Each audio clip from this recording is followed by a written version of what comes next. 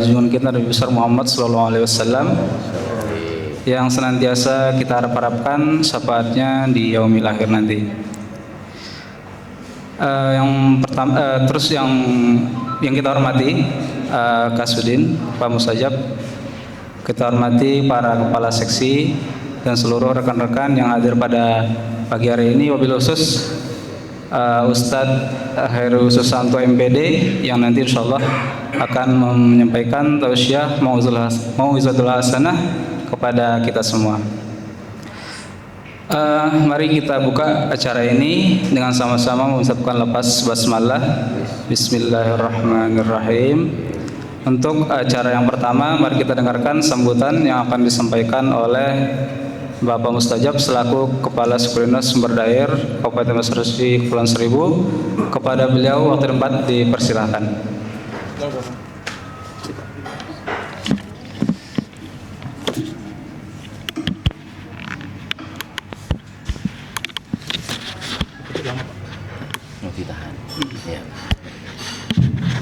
Bismillahirrahmanirrahim. Assalamualaikum warahmatullahi wabarakatuh. Assalamualaikum warahmatullahi wabarakatuh. Semangat. Alhamdulillahirabbil alamin. Wassalatu wassalamu ala asrofil anbiya'i wal mursalin sayyidina wa habibina wa maulana Muhammadin wa ala alihi wa sahbihi ajmain, amma ba'd.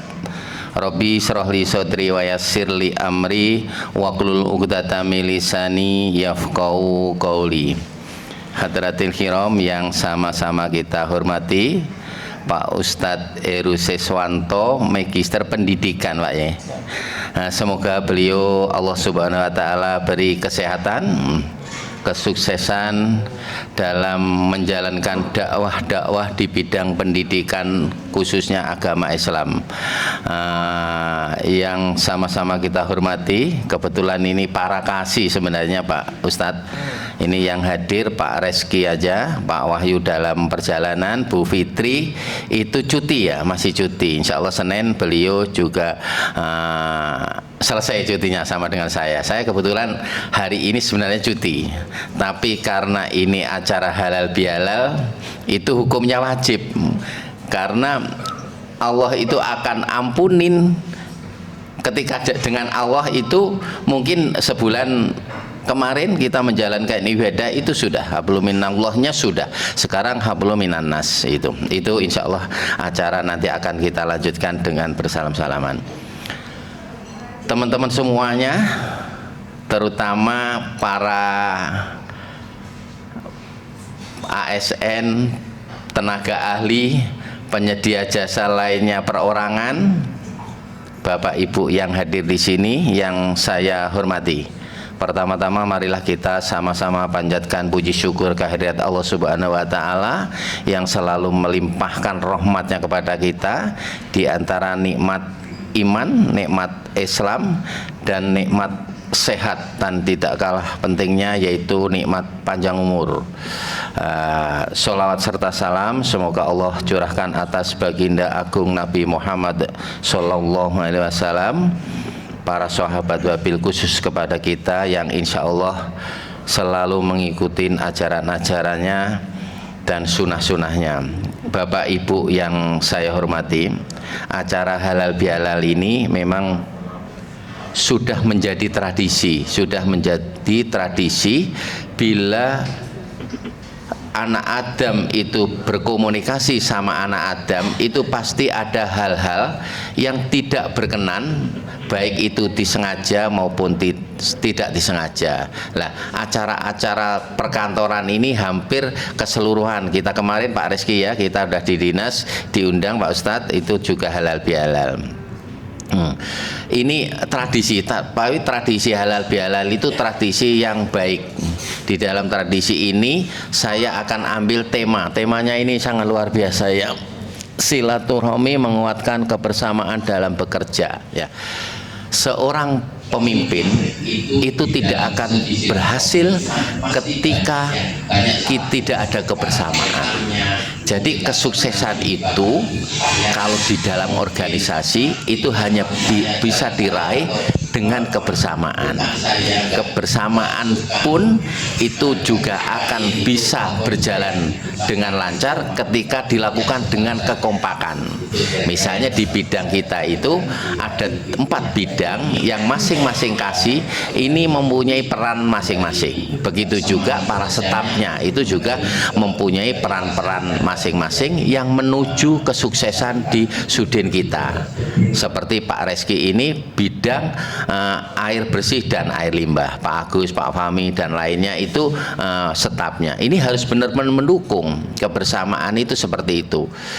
Kebersamaan ya semua bersama, tapi kalau nggak kompak juga mengganggu. Jadi kebersamaan itu harus disertai dengan kekompakan. Apa yang ditugaskan seorang pimpinannya langsung itu dikerjakan dengan penuh tanggung jawab. Karena silaturahmi yang kita harapkan itu untuk memperkuat kebersamaan dalam bekerja. Memang di dalam segi lokasi yang kita kerjakan itu jauh dari tempat atau kantor kita, yaitu di Pulau Seribu, Pak Ustadz.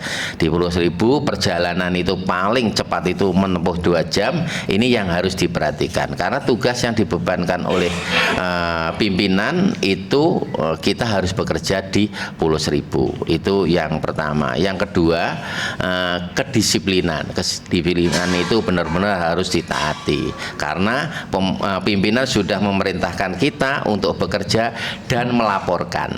Kalau nanti biar dijelaskan oleh Pak Ustadz, kalau setiap bekerja harus dipamerkan. Sebenarnya kalau di agama kan nggak boleh riak pamer, tapi wajib dipamerkan.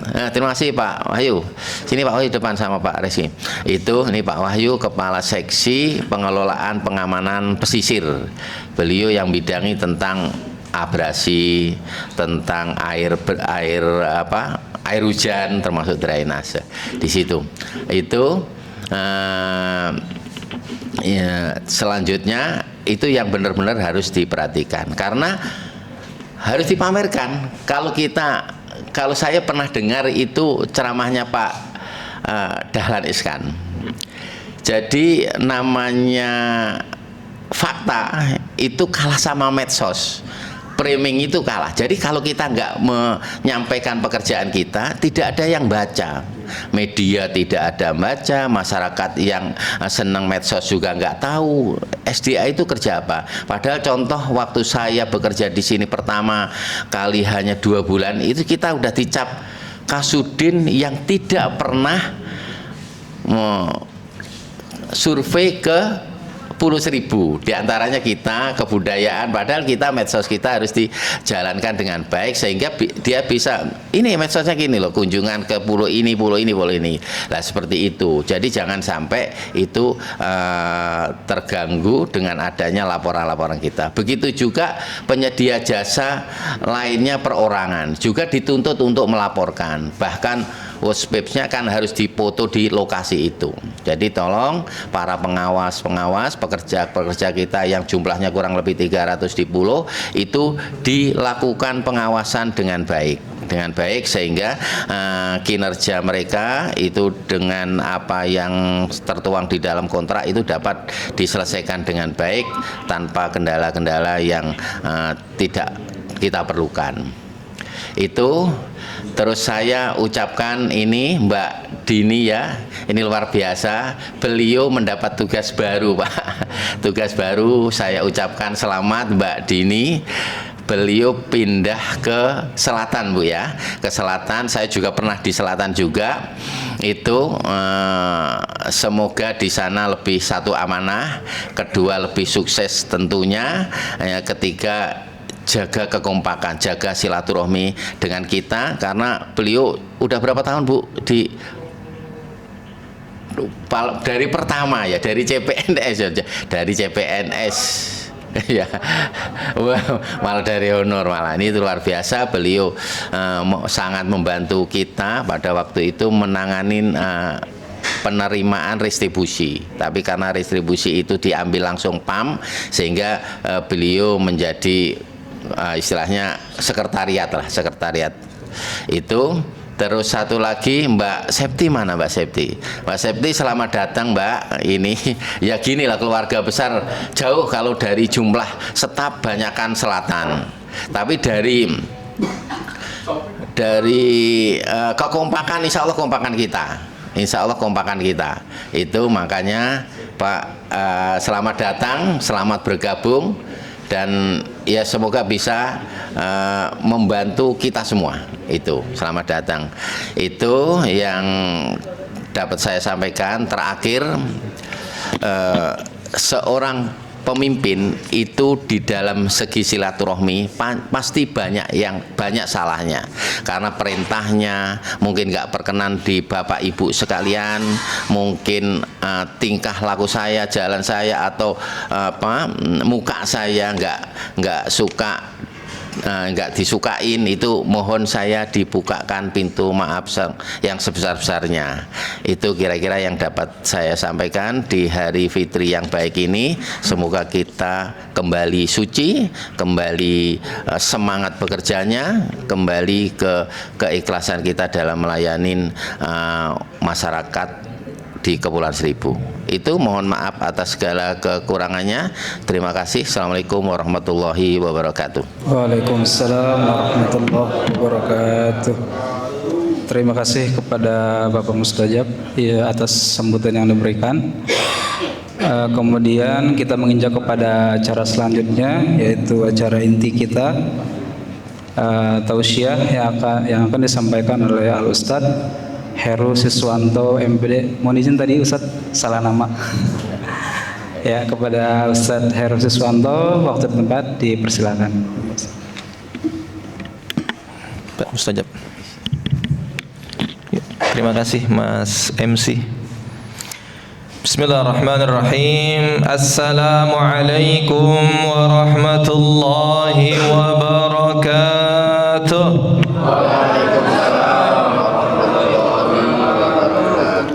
Alhamdulillah.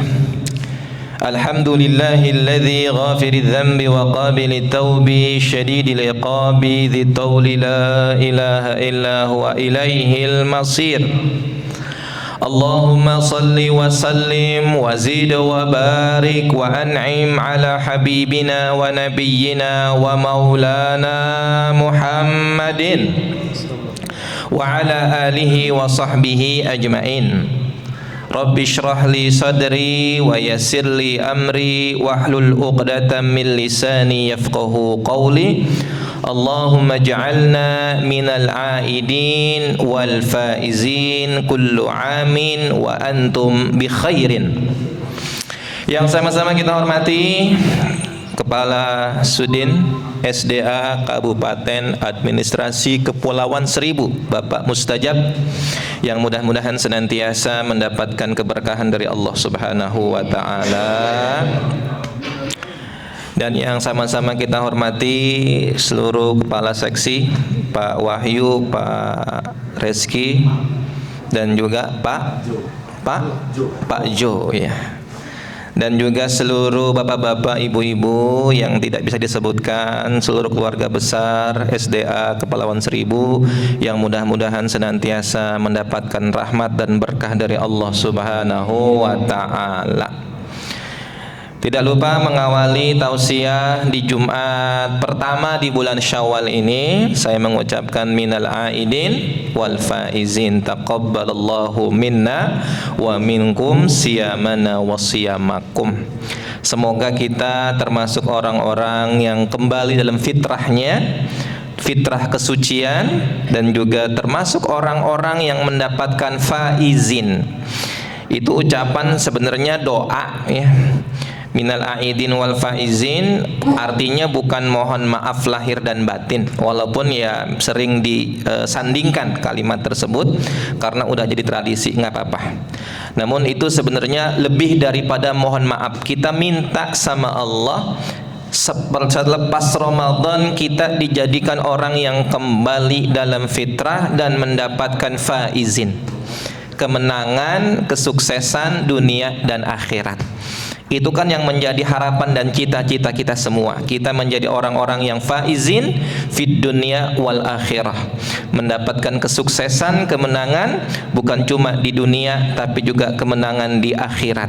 Insyaallah itu menjadi doa dan harapan kita semuanya. Dan momentum halal bihalal ini kalau kita lihat memang satu-satunya istilah halal bihalal cuma ada di negeri kita, ya, di Indonesia. Ini tradisi yang mulia, tradisi untuk sama-sama saling memaafkan, saling bermusyafahah, saling meridai. Dan ini awalnya memang halal bihalal ini kan mulainya dari keresahan sebenarnya. Keresahan yang dialami oleh pimpinan-pimpinan negara saat itu, terutama Bung Karno saat itu, meresahkan kondisi bangsa Indonesia yang tidak stabil kondisinya. Masing-masing pimpinan, masing-masing ormas, masing-masing tokoh ada perasaan syakwa sangkap, ada perasaan yang tidak tenang di antara mereka, saling curiga, saling gontok-gontokan, saling gesek-gesekan. Akhirnya beliau berkonsultasi kepada para kiai, kira-kira untuk menyatukan kembali hati-hati yang berserak ini, apa yang seharusnya dilakukan. Oh, akhirnya diusulkan ada acara silaturahim akbar, pertemuan akbar antar tokoh, antar ormas, agar kita guyup duduk bareng lagi, bisa berkomunikasi dengan cair. Namun Bung Karno mengusulkan namanya jangan silaturahim, itu udah terlalu biasa. Karena beliau itu orangnya out of the box, ya, orangnya kreatif, ya, selalu ingin beda dari yang lain. Akhirnya mengusulkan namanya dengan istilah halal bihalal.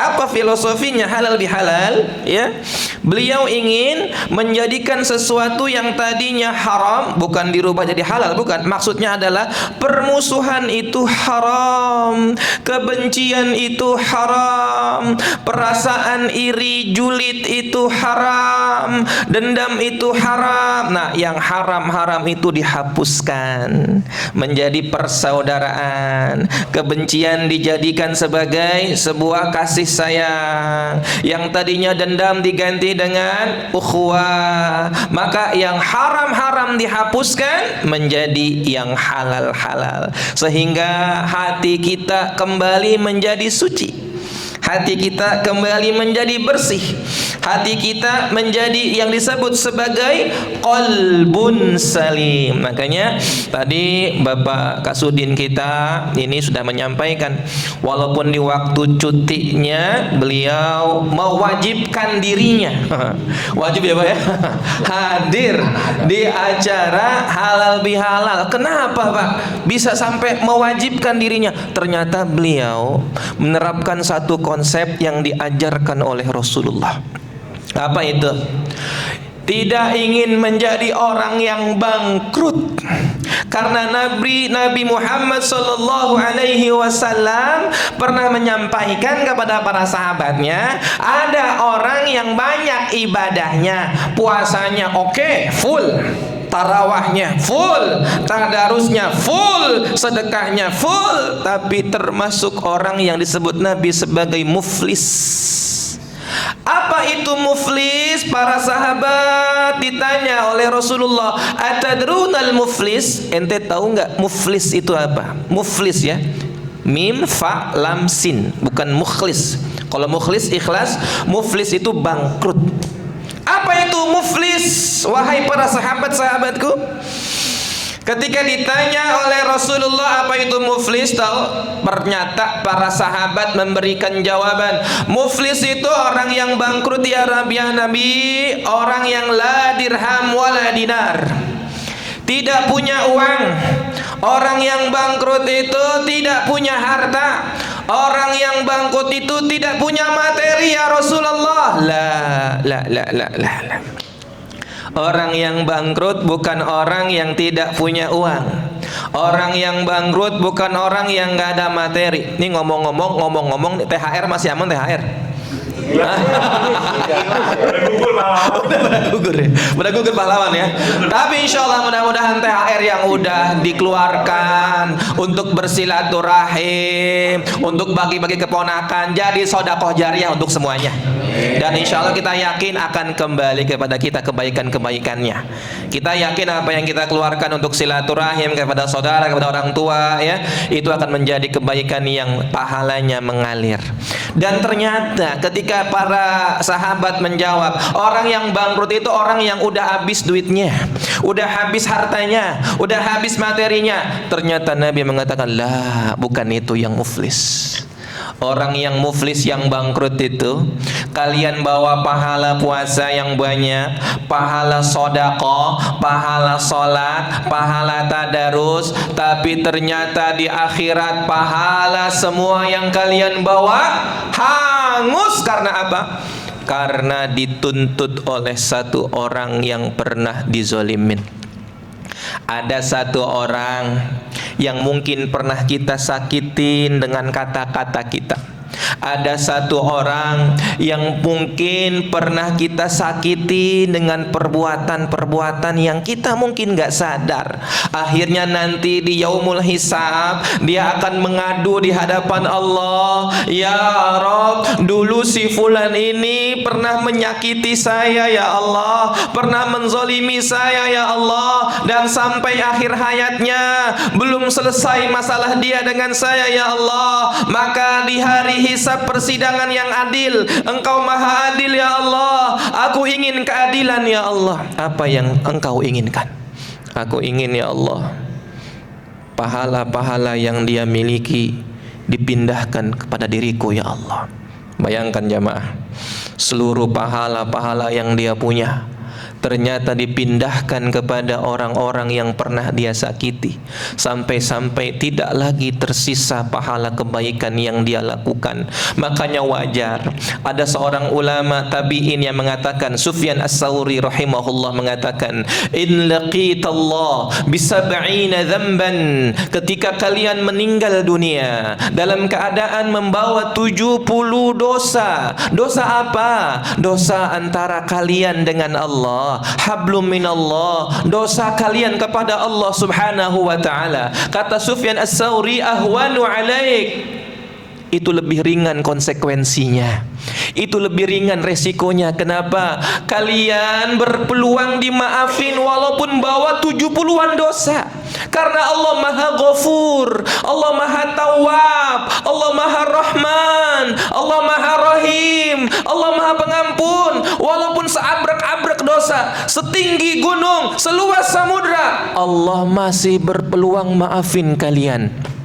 Maka lebih ringan resikonya dibandingkan ketika kalian meninggal dunia, wafat, menghadap Allah dalam keadaan membawa satu dosa yang kaitannya dengan hablum minan nas, satu dosa yang belum dikelirkan, satu kezaliman yang belum sempat diselesaikan. Ketika satu dosa ini kalian bawa dan belum sempat meminta maaf, belum sempat diselesaikan, inilah makanya menjadi orang yang disebut sebagai muflis, orang yang bangkrut.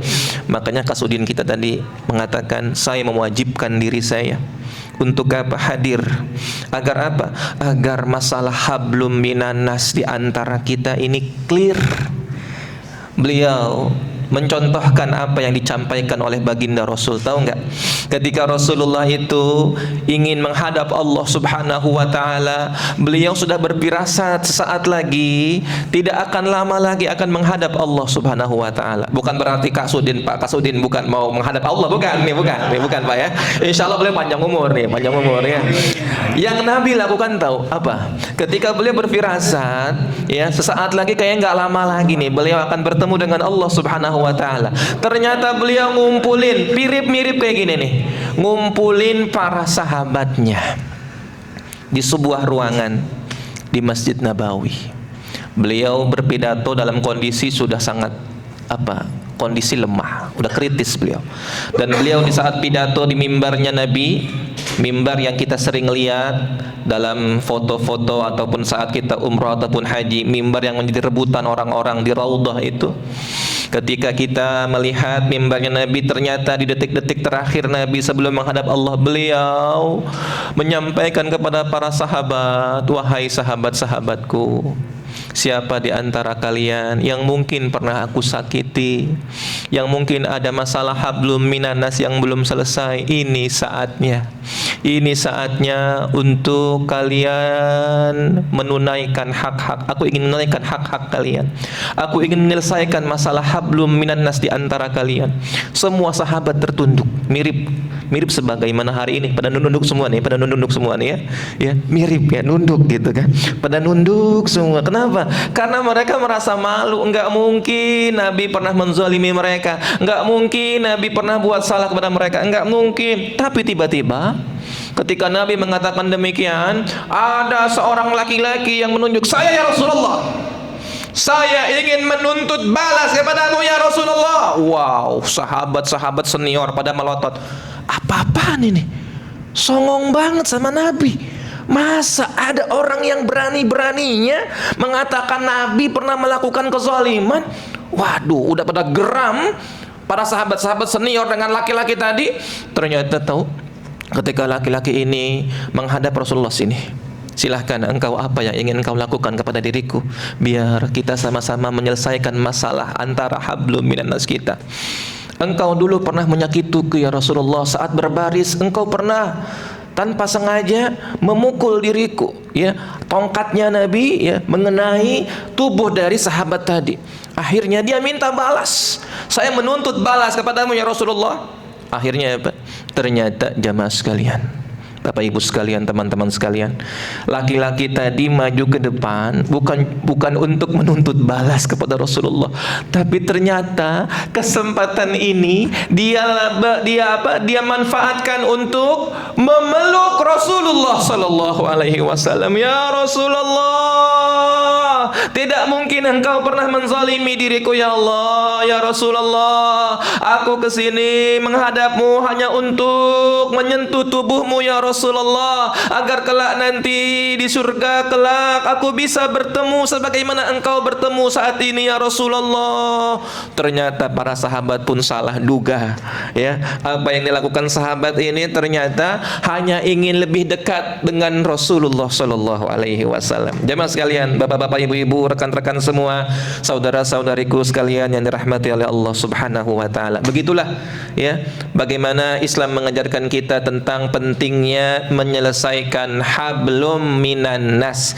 Setelah kita menuntaskan ibadah selama sebulan penuh, mudah-mudahan kita bisa bermetamorfosis, bertransformasi sebagaimana seekor ulat yang awalnya mungkin terlihat menjijikkan, yang awalnya mungkin banyak kotoran, banyak orang yang enggan menyentuhnya. Ketika ia melakukan hibernasi beberapa saat, dia berpuasa, melakukan puasa sebagaimana takdir yang Allah telah tentukan kepada dirinya, akhirnya dia pun bermetamorfosis menjadi seekor kupu-kupu yang indah dilihat. Inilah sebuah perumpamaan.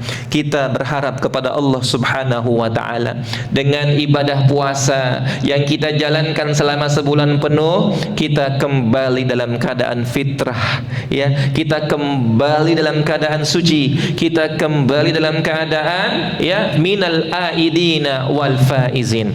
Ini yang kita harapkan dan kita minta kepada Allah Subhanahu wa ta'ala. Dan tadi Bapak Kasudin kita juga menyinggung apa yang berkaitan dengan yang diajarkan juga dalam sunnah-sunnahnya Rasulullah sallallahu alaihi wasallam. Bapak Ibu sekalian, yang namanya amal ibadah, salah satu syarat diterimanya itu ada dua. Yang pertama harus ikhlas niatnya, yang kedua harus benar caranya. Ya, ada dua syarat. Apa yang pertama tadi? Ikhlas niatnya, yang kedua benar caranya. Nah, namun kaitannya dengan apa yang menjadi tupoksi pekerjaan kita, jangan hanya karena berlandaskan teori ini, kita makan ikhlas. Ikhlas itu kan nggak boleh ditunjuk-tunjukin ke orang. Biar Allah aja yang nilai, biar Allah aja yang akan memberikan pahala kepada kita. Kita nggak boleh cerita-cerita tentang amal-amal kita. Tunggu dulu ya.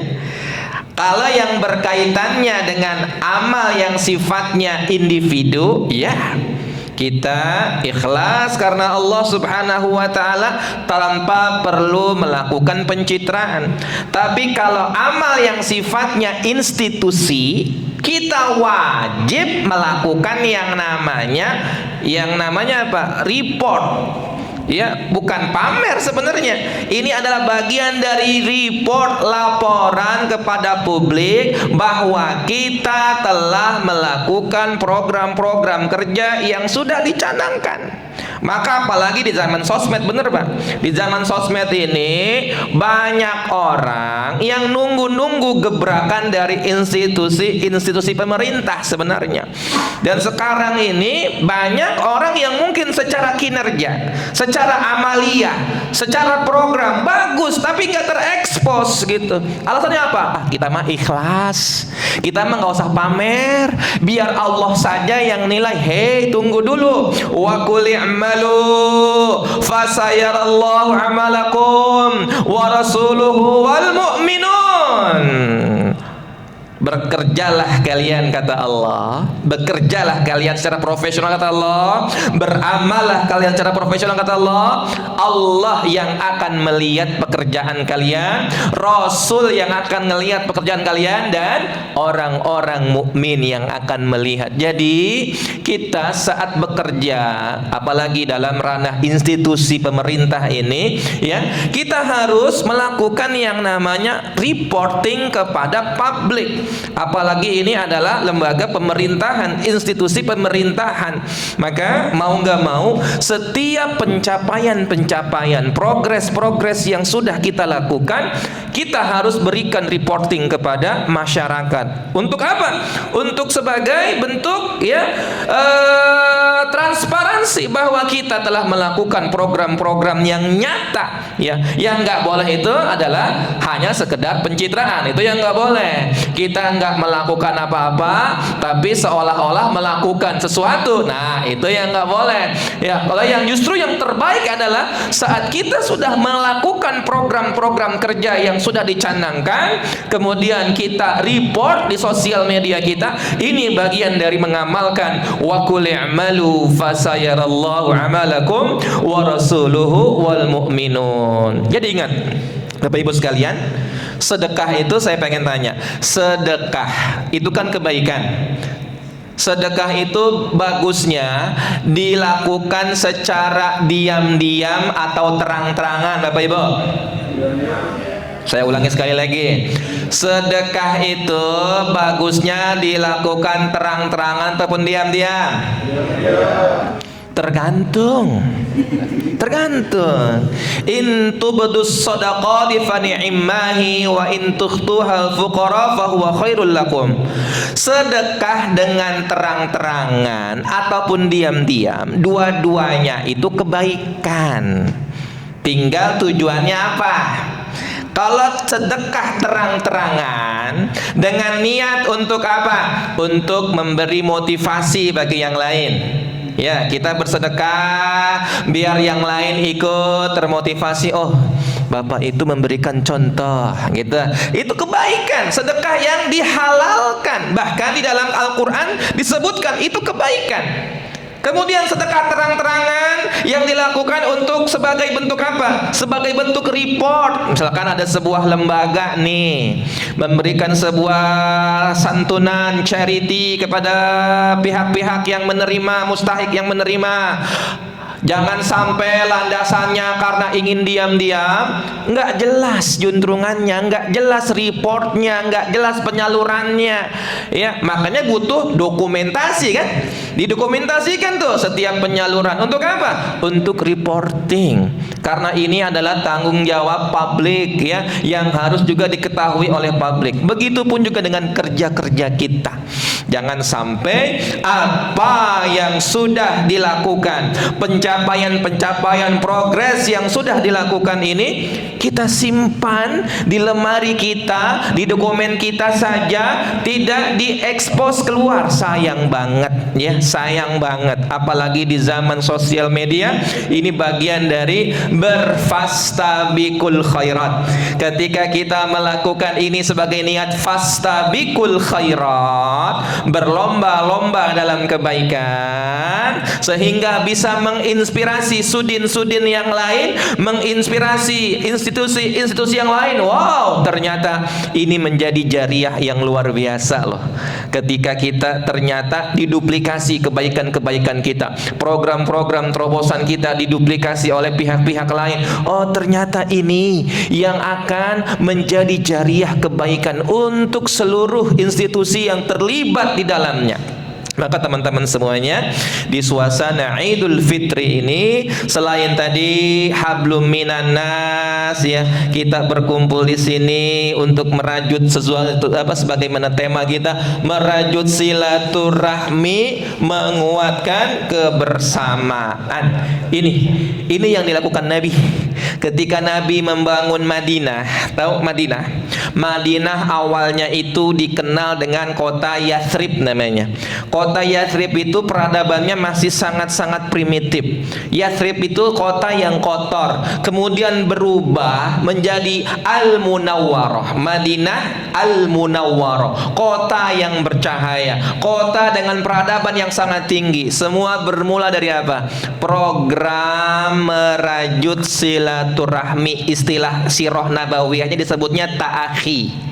Ta'akhi itu apa? Mempersaudarakan antara muhajirin dan ansor, itu dipersaudarakan.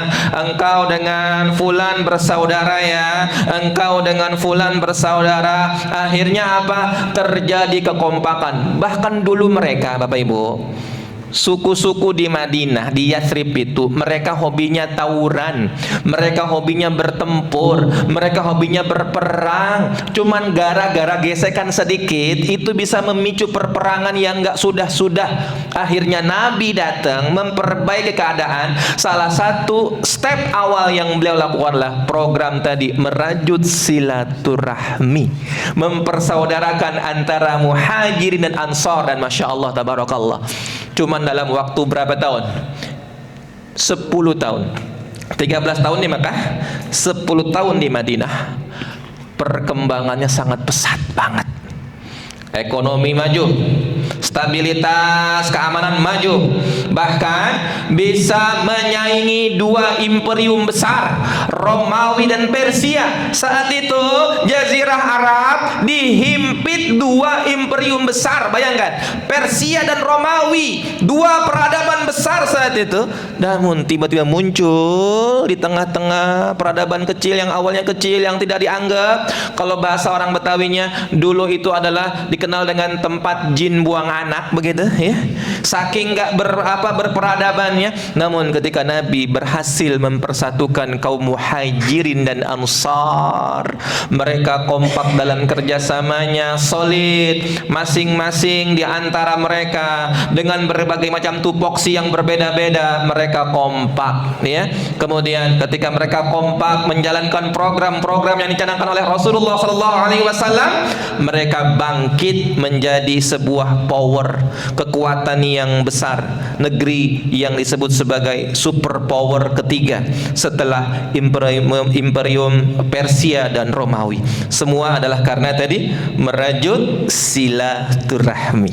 Dan hari ini kita mengamalkan apa yang diajarkan oleh baginda Rasulullah Muhammad sallallahu alaihi wasallam ya. Di setiap tahun momentum bulan Syawal ini kita merajut silaturahim, kita saling memaafkan, karena di antara keberhasilan orang-orang yang mendapatkan ketakwaan ketakwaan.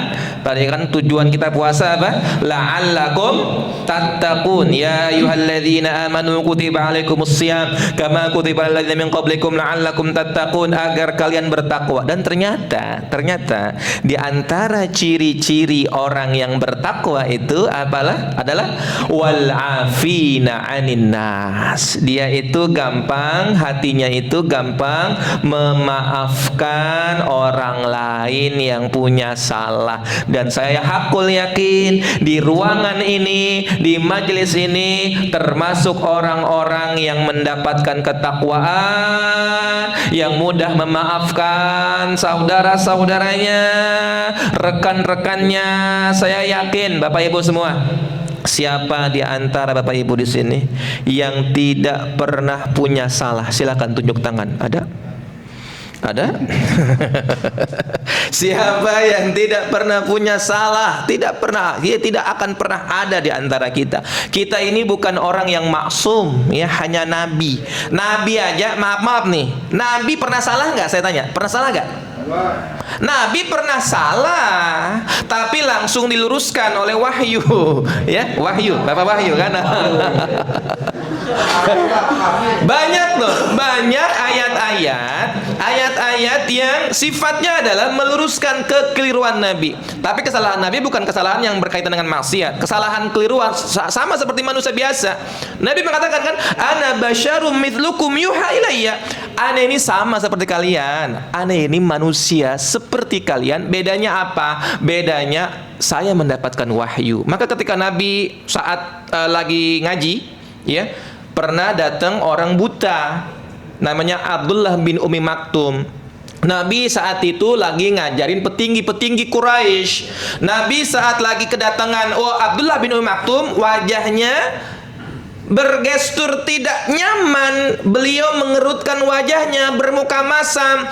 Beliau tuh merasa tidak nyaman, kok tiba-tiba ini nggak diundang datang. Padahal inilah sesi khusus kelas VIP.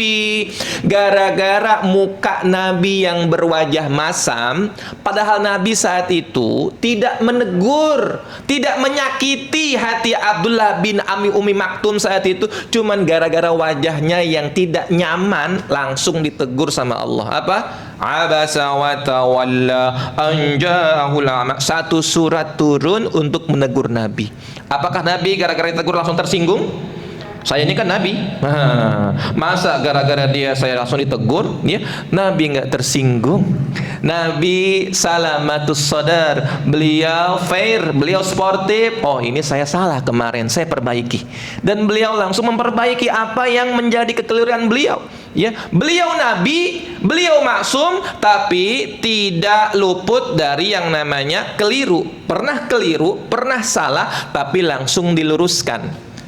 Jangan mentang-mentang Nabi ketika salah, saya ini kan Nabi, nggak mungkin salah. Enggak, Nabi pernah lupa loh. Lagi sholat, harusnya 4 rakaat sholat asar. Tiba-tiba beliau sholatnya cuma 2 rakaat. Para sahabat dengan sopannya, para sahabat itu bertanya, ya Rasul, tadi sholatnya dikosor? Enggak dikosor. Dikosor itu disingkat ya. Sholat yang biasanya dilakukan untuk safar. Sholat yang tadinya 4 jadi 2, yang tadinya 3 jadi 1,5 ya. 1,5 enggak ada 1,5 ya. Yang tadinya 3 tetap 3, yang 2 tetap 2. 4 jadi 2 dikosor. Sahabat tadi bertanya, ya Rasulullah tadi dikosor? Enggak dikosor. Maaf ya Rasulullah. Kalau bahasa orang Jawanya, nun sewu ya Rasulullah, tadi kurang 2 rakaat. Hah? Iya. Ketika Nabi dikoreksi, apa respon beliau? Beliau nggak mencak-mencak. Yang bener aja, ente sih nggak fokus sholatnya, gitu ya. Masa saya kurang rokaatnya? Ente kali yang nggak fokus, gitu kan? Ente mungkin yang nggak serius sholatnya, nggak khusyuk, nggak mungkin lah saya salah. Nggak begitu.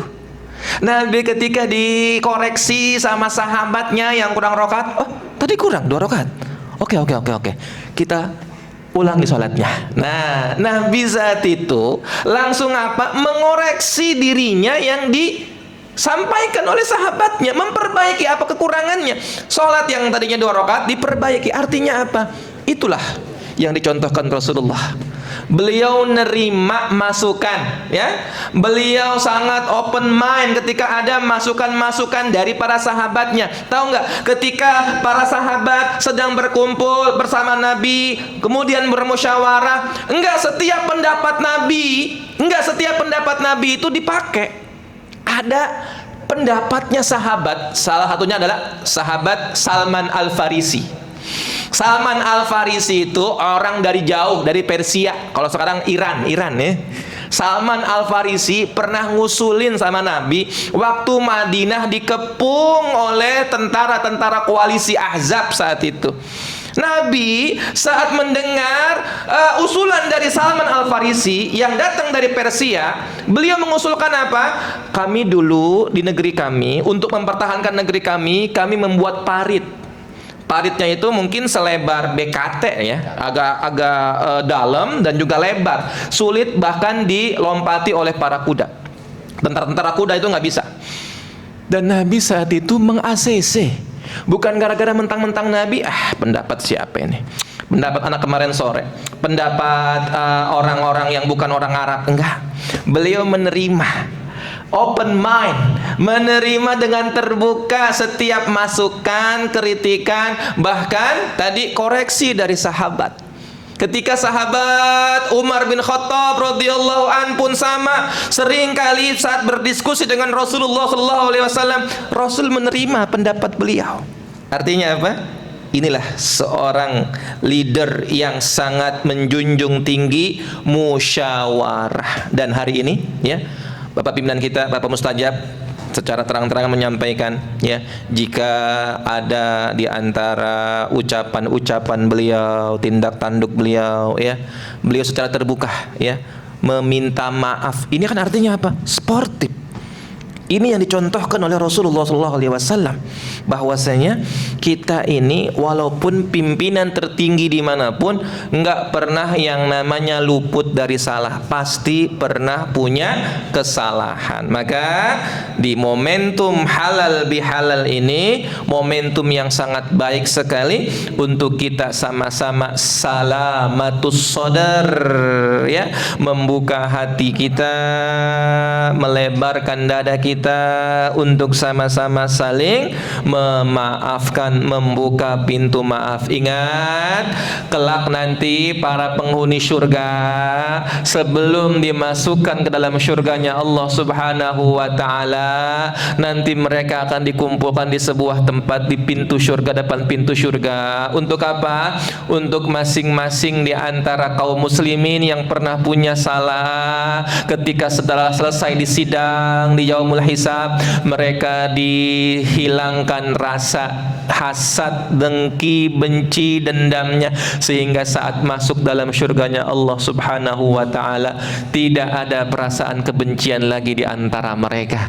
Begitulah yang kita harapkan. Semoga sebelum kita memasuki tempat yang terindah di sisi Allah Subhanahu wa taala, di ruangan ini, di majelis ini, di tempat pekerjaan kita ini, mudah-mudahan kita pun saling salamatus sadar, saling memaafkan, saling membukakan pintu hati kita agar kita menerima kekurangan dan kelebihan sahabat-sahabat kita, pimpinan-pimpinan kita, dan seluruh rekan kerja kita, sehingga kelak nanti Allah pun akan kumpulkan kita kembali di surganya Allah Subhanahu wa ta'ala. Cukup ya, Mbak? Ya. Dan yang terpenting juga, halal bihalal ini ada makan-makannya nggak, Pak? Oh, insya Allah, Bapak-bapak, Ibu-ibu. Ternyata Nabi pernah negor sahabat. Ketika para sahabat lagi makan, mereka makannya sendiri-sendiri aja, nggak ada komunikasi, nggak ada ngobrol. Akhirnya apa? Ya, sahabat tadi yang lagi makan itu mengeluhkan tentang kondisi dirinya. Ya Rasulullah, inna naqulu wa la nashba. Kami ini udah makan tapi nggak kenyang-kenyang ya Rasulullah. Nabi bertanya, fala'allakum taftariqun. Ente makan sendiri-sendiri ya? Iya ya Rasulullah. Jangan gitu. Kalau makan fa'ajmi'u ta'amikum. Kalian kalau makan bareng-bareng biar ada berkah. Makanya insya Allah ketika kita sering makan bareng, Allah limpahkan berkah dalam hubungan di kita, ya, hubungan di keluarga kita, hubungan di pekerjaan kita. Karena dengan kita makan bareng ada yang namanya komunikasi, ada yang namanya pembicaraan, ada namanya cair suasananya. Ketika kita saling bercengkrama, itulah suasana berkah yang nggak didapetin kalau kita ini individualis, ya nggak? Setuju nggak kira-kira? Setuju ya. Insya Allah mudah-mudahan dengan kebersamaan kita di momentum Idul Fitri ini, di momentum halal bihalal ini, menambah keberkahan dan kekompakan seluruh keluarga besar Sudin SDA Kepulauan Seribu, sehingga insya Allah setelah ini kinerja kita, kontribusi kita kepada negara ini ya akan mendapatkan kebaikan dan insya Allah mendapatkan jariah yang banyak di sisi Allah Subhanahu wa taala, dan Allah kelak akan menjadikan kita orang-orang yang faizin fid dunya wal akhirah, sebagaimana doa-doa kita minal aidin wal faizin kullu amin wa antum bi khairin. Semoga Allah menjadikan kita orang yang kembali dalam keadaan fitrah dan mendapatkan kemenangan, dan kullu am, sepanjang tahun kita mendapatkan kebaikan dari Allah Subhanahu wa taala. Demikian, wallahu a'lam bissawab. Saya cukupkan sampai di sini. Saya serahkan kembali kepada pembawa acara. Wallahu muwaffiq ila aqwamit thoriq. Assalamualaikum warahmatullahi wabarakatuh. Waalaikumsalam warahmatullahi wabarakatuh. Masya Allah, tabarakallah. Sudah sama-sama kita dengarkan tausiah yang sangat memberikan ibrah, ya, memberikan pengajaran bagi kita bagaimana halal bihalal yang merupakan salah satu pengamalan dari apa yang disampaikan oleh Rasulullah SAW. Mudah-mudahan bisa bermanfaat bagi kita semua dan memberikan berkah dalam setiap kerja kita di Sudin SDA Pulau Seribu. Masih ada waktu sekitar 10 menit. Apa ada pertanyaan mungkin dari? Bukan kajian ya. Kalau begitu langsung saja Pak Ustadz bisa ditutup dengan doa. Doa ya. Baik Bapak Ibu, rekan-rekan sekalian, keluarga besar SDA Sudin SDA Kepulauan Seribu, kita akhiri pertemuan yang barokah ini dengan sama-sama meminta kepada Allah, bermunajat kepada Allah di hari yang baik, hari Jumat loh ini ya, Sayyidul Ayyam, di bulan Syawal. Mudah-mudahan doa-doa kita sebagaimana nama dari Kasudin kita mustajab ya, diterima semua hajat-hajat kita, diterima oleh Allah Subhanahu wa taala. Kita awali dengan membaca Ummul Kitab suratul Fatihah. Al-Fatihah. A'udzu billahi minasy syaithanir rajim. Bismillahirrahmanirrahim. Alhamdulillahi rabbil alamin arrahmanir rahim maliki yaumiddin. Iyyaka na'budu wa iyyaka nasta'in. Ihdinas siratal mustaqim. Siratal ladzina an'amta 'alaihim ghairil maghdubi 'alaihim waladdallin. Amin. Astaghfirullahaladzim, astaghfirullahaladzim, astaghfirullahaladzim. Lakal hamdu ya Allah ya maulana ya ma'bud. Allahumma salli wa sallim wa zid wa barik wa an'im ala sayyidina maulana Muhammadin wa ala alihi wa sahbihi ajma'in. Hamdan na'imin, hamdan syakirin, hamdan yuafi ni'amahu wa yukafi'u mazidah. Ya Rabbana lakal hamdu wa lakal mulku wa lakal syukru kama yanbaghi li jalali wajhikal karim wa li azimi sultanik. Allahumma salli ala سيدنا محمد وعلى آله وصحبه أجمعين. اللهم إنا نسألك سلامة في الدين وعافية في الجسد وزيادة في العلم وبركة في الرزق وتوبة قبل الموت ورحمة عند الموت ومغفرة بعد الموت. اللهم هون علينا في في سكرات الموت والنجاة من النار والعفو عند الحساب. ربنا لا تزغ قلوبنا بعد إذ هديتنا وهب لنا من لدنك رحمة إنك أنت الوهاب. اللهم إنا نسألك من حسن الخاتمة ونعوذ بك من سوء الخاتمة. اللهم إنا نسألك علما نافعا ورزقا طيبا وعملا متقبلا. ربنا تقبل منا إنك أنت السميع العليم وتب علينا إنك أنت التواب الرحيم. اللهم ربنا اللهم اجعلنا من العائدين والفائزين كل عام وأنتم بخير برحمتك يا أرحم الراحمين. ربنا آتنا في الدنيا حسنة وفي الآخرة حسنة وقنا عذاب النار وادخلنا الجنة مع الأبرار يا عزيز يا غفار يا رب العالمين. سبحان ربك رب العزة عما يصفون وسلام على المرسلين والحمد لله رب العالمين. Amin amin ya rabbal alamin. Mudah-mudahan doa-doa kita dijabah oleh Allah Subhanahu wa taala. Assalamualaikum warahmatullahi wabarakatuh. Waalaikumsalam warahmatullahi wabarakatuh. Alhamdulillah, setelah kita dengarkan tausiah dan juga doa, untuk selanjutnya dalam rangka pisah sambut dengan keluarga kita, saudara kita dan teman rekan kerja kita, yaitu Ibu Dini dan juga Ibu Septi, dimohon untuk bisa maju ke depan.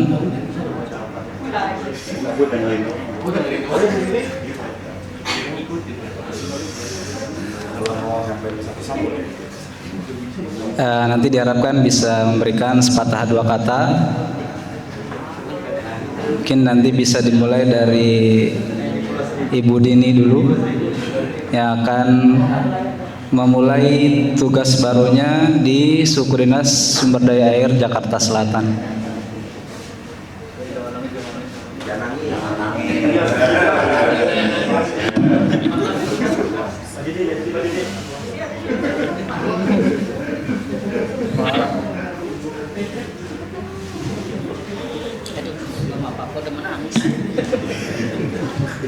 Aduh, ini kenapa harus ada ini sih? Aduh.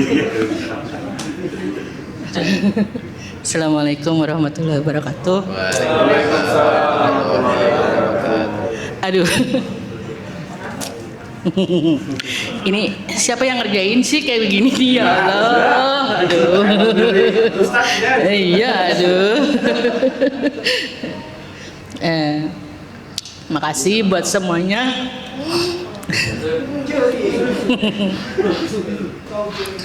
Atas kerjasamanya selama ini, atas dukungannya selama ini. Siapa nih yang bikin Siapa sih yang bawa bawang ini ya? Aduh. Makasih buat Pak Jo sebagai pimpinan saya, kasih ilmunya. Terima kasih juga buat Pak Mus. 3 kali istilahnya Pak Mus balik ke SDA Pulau Seribu. Alhamdulillah saya masih tetap bisa bantu Bapak. Bukan waktu yang sebentar untuk istilahnya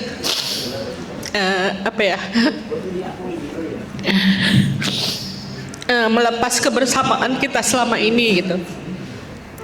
Tapi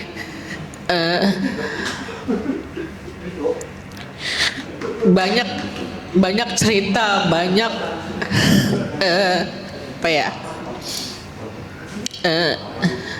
ya mau suka atau duka istilahnya kita jalanin bareng-bareng selama ini gitu. Terima kasih buat teman-teman semuanya. Mungkin selama ini saya belum bisa ngasih yang maksimal, belum bisa ngasih yang terbaik dari diri saya pribadi. Mohon maaf lahir batin istilahnya buat semua kesalahan dan tingkah laku maupun sikap saya selama ini. Ya, terima kasih Pak.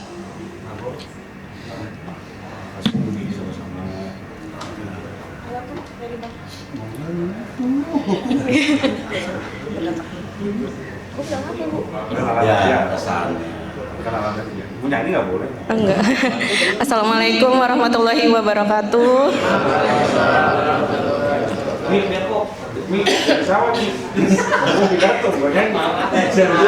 Kalau dari saya, salam kenal dari saya. Iya, dengan saya Septi.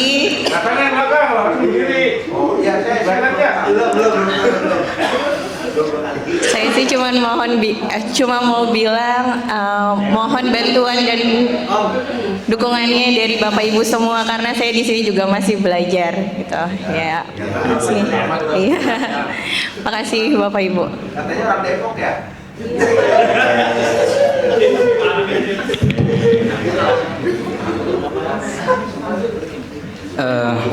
Selanjutnya mungkin bisa diserahkan secara simbolis Pak, kenang-kenangan kepada Ibu Dini, nanti bisa foto bersama.